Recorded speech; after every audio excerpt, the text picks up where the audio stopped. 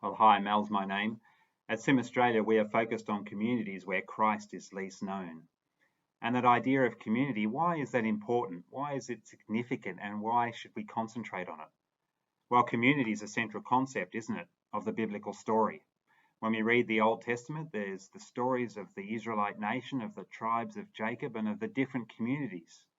In the New Testament, we read about the body of believers, about the disciples, and about the growing Christian church and how they worked together and cared for each other. And the reason why we want to see individuals coming to know faith in a community is that they would then belong to a group, a community who would care for them as they grow in their Christian faith.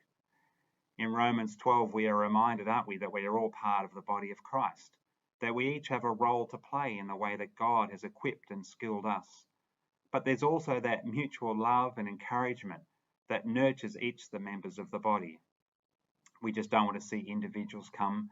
We want to see families and villages and entire communities come to know who Jesus is, that they would then join the body of Christ, Jesus' family, the community of believers worldwide.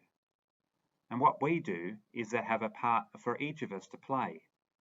One of my favourite films is Apollo 13, and at the very end of the film, Jim Lovell, the commander, is reflecting on that group of people who worked together to bring them home, a team that was committed to their purpose.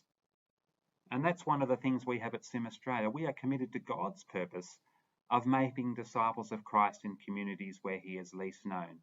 And we work together in communities, don't we? In teams and ministries, as churches, as part of a global team, as groups of prayers and supporters who work together for the missionaries that we support, each of us playing our part and working together to see those who don't yet know Jesus have that certainty of a home with him for eternity.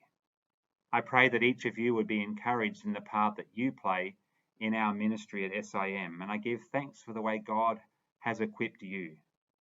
As a community of believers at Sim, community is both who we are and where we go. So let's go together with him.